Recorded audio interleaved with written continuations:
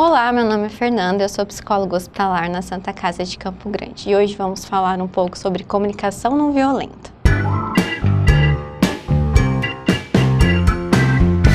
A comunicação é compreendida como uma das bases estruturadoras da sociedade, associada à luta pela sobrevivência da humanidade.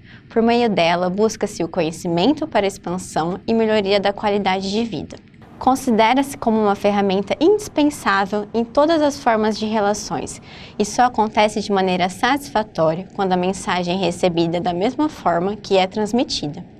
As formas de comunicação são comunicação verbal, verbal vocal, oral, verbal escrita, comunicação não verbal, olhar, gestos, mímicas e postura.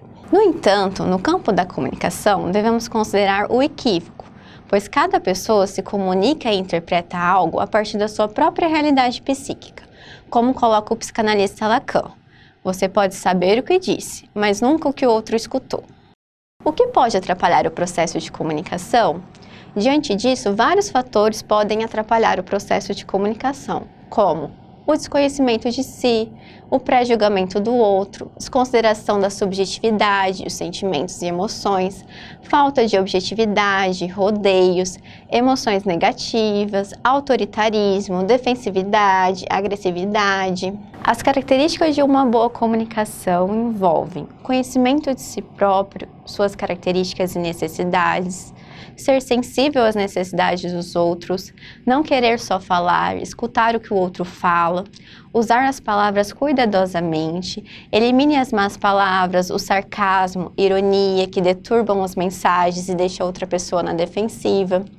Reconheça e aceite diferenças, às vezes é preciso aceitar que cada pessoa vê.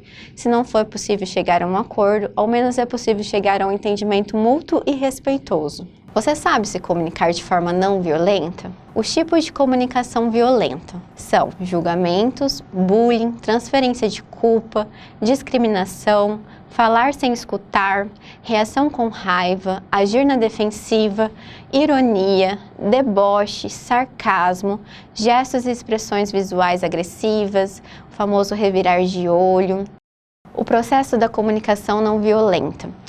A comunicação não violenta, ou CNV, estimula maior profundidade no escutar, estimulando o respeito, a empatia, a responsabilidade, além de provocar a comunicação com mais eficiência.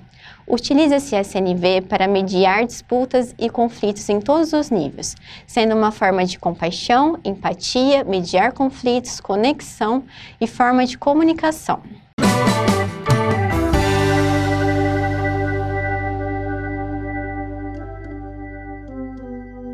A comunicação não violenta nos ajuda a nos concentrarmos nos sentimentos e necessidades que todos temos, em vez de pensarmos e falarmos segundo os rótulos desumanizadores ou outros padrões habituais, que são facilmente ouvidos como exigências e como antagônicos e que contribuem para a violência contra nós mesmos ou outros e o mundo à nossa volta. A CNV capacita as pessoas a se envolverem em um diálogo criativo, de modo que elaborem suas próprias soluções plenamente satisfatórias. O processo da comunicação não violenta. Há 4 componentes básicos para o processo da comunicação não violenta. São eles: observação, sentimento, necessidade e pedido. Quando recebemos uma crítica, costumamos levar para o lado pessoal, ou nos vitimizamos ou nos defendemos. Com a CNV, direcionamos o foco para outras questões. O primeiro passo da CNV envolve observar. Observar claramente, não generalizar, observação específica, contextualizar a observação. O primeiro componente acarreta necessariamente que se separe observação de avaliação. Quando combinamos observações com avaliações, os outros tendem a receber isso como crítica e a resistir ao que dizemos. A CNV é uma linguagem dinâmica que desestimula generalizações estáticas. Em vez disso, as observações devem ser feitas de modo específico para um tempo e um contexto determinado. O segundo componente necessário para nos expressarmos são os sentimentos. Desenvolver um vocabulário de sentimentos que nos permita nomear ou identificar de forma clara e específica nossas emoções nos conecta mais facilmente uns com os outros. Ao nos permitirmos ser vulneráveis por expressarmos nossos sentimentos, ajudamos a resolver conflitos. A CNV distingue a expressão de sentimentos verdadeiros de palavras e afirmações que descrevem pensamentos, avaliações e interpretações. O terceiro é a necessidade. No terceiro componente da CNV, reconhecemos as raízes dos nossos sentimentos. A CNV aumenta a nossa consciência de que os outros dizem e fazem pode ser estímulo, mas nunca a causa dos nossos sentimentos. Com ela, vemos que os nossos sentimentos resultam de como escolhemos receber o que os outros dizem e fazem, bem como de nossas necessidades e expectativas específicas naquele momento. Com esse terceiro componente, somos levados a aceitar as responsabilidades pelo que fazemos para gerar os nossos próprios sentimentos. Diante disso, o que os outros fazem podem ser estímulo para os nossos sentimentos, mas não a causa. Assim como as nossas necessidades e expectativas dizem respeito sobre o que fazemos com ela.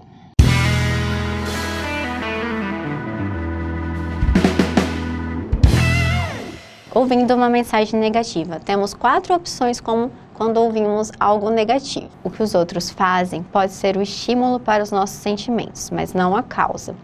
Então, a primeira opção, culpar a nós mesmos. Segunda, culpar os outros. Terceira, escutar nossos próprios sentimentos e necessidades. E a quarta, escutar os sentimentos e necessidades dos outros. Exemplos. Exemplo 1. A. Você me desapontou ao não aparecer na noite passada. B. Fiquei desapontado quando você não apareceu porque eu queria conversar a respeito de algumas coisas que estavam me incomodando. Na frase A pessoa atribuiu a responsabilidade pelo desapontamento somente à atitude de outra pessoa. Em B, o sentimento de desapontamento é reconhecido no desejo da própria pessoa que fala, o qual não está sendo atendido. Exemplo 2. A. Fiquei realmente irritado por eles terem cancelado o contrato. B. Quando eles cancelaram o contrato, senti-me realmente irritado porque fiquei pensando que aquilo tinha sido de uma irresponsabilidade absurda. Na frase A pessoa atribui a sua irritação exclusivamente ao comportamento da outra pessoa, ao passo que, na frase B, ela aceita a responsabilidade por seus sentimentos ao reconhecer o pensamento por trás deles. Ela reconhece que seu modo recriminatório de pensar havia gerado sua irritação. Faça a distinção entre doar de coração e ser motivado pela culpa. O mecanismo básico de motivação pela culpa é atribuir responsabilidade por seus sentimentos a outras pessoas. Por exemplo, quando os pais dizem: mamãe e papai ficam tristes quando você tira notas ruins na escola, estão deixando implícito que a atitude da criança são a causa da felicidade ou infelicidade deles. Na aparência, ser responsável pelos sentimentos dos outros pode ser facilmente confundido com preocupação positiva. Parece que a criança se importa com os pais e se sente mal porque eles estão sofrendo. Entretanto, se a criança que assume esse tipo de responsabilidade muda de comportamento conforme os desejos dos pais, ela age não de coração, mas apenas para evitar culpa, ligando seu sentimento à sua necessidade. Podemos aprofundar a nossa consciência sobre o nosso sentimento quando, por exemplo, sinto-me zangado porque a supervisora não cumpriu sua promessa, substituindo por: sinto-me zangado por a supervisora não ter cumprido sua promessa, porque eu contava com aquele fim de semana prolongado para ir visitar meu irmão. Quando expressamos nossas necessidades indiretamente através do uso de avaliações, interpretações e imagens, é provável que os outros escutem nisso uma crítica. E quando as pessoas ouvem qualquer coisa que soe como crítica, elas tendem a investir sua energia na autodefesa ou no contra-ataque. Se desejarmos obter uma reação compassiva dos outros, expressar nossas necessidades, interpretando ou diagnosticando o comportamento deles, é jogar contra nós mesmos. Em vez disso, quanto mais diretamente conseguirmos conectar nossos sentimentos às nossas próprias necessidades, mais fácil será para os outros reagirem a estas com compaixão. As necessidades na raiz dos sentimentos. Julgamentos dos outros são expressões alienadas de nossas próprias necessidades insatisfeitas. Quando expressamos nossas necessidades, temos mais chances de vê-las satisfeitas. E por último, o pedido. O quarto e último componente desse processo aborda a questão do que gostaríamos de pedir aos outros, para enriquecer nossa vida. Quando nossas necessidades não estão sendo atendidas, depois de expressarmos o que estamos observando, sentindo e precisamos, fazemos então um pedido específico. Pedimos que sejam feitas as ações que possam satisfazer nossas necessidades. Como podemos expressar nossos pedidos de modo que os outros estejam mais dispostos a responder compassivamente às nossas necessidades? Pedindo o que pode enriquecer a nossa vida. Use uma linguagem positiva ao fazer pedidos. Por exemplo, não usar "gostaria que você não passasse tanto tempo no trabalho", substitua isso por "gostaria que você passasse mais tempo comigo". Formule pedidos em linguagem clara, positiva e de ações concretas. Peça um retorno. Pedindo um retorno. Para se certificar em que a mensagem que enviamos é a mesma que foi recebida, podemos pedir ao ouvinte que a repita para nós. Expresse apreciação quando o ouvinte tentar atender o seu pedido de repetição. Demonstre empatia caso o ouvinte não queira repetir o seu pedido. Pedir honestidade. Depois que nos expressamos abertamente e recebemos compreensão que desejávamos, é comum que fiquemos ansiosos para saber qual a reação da outra pessoa ao que dissemos.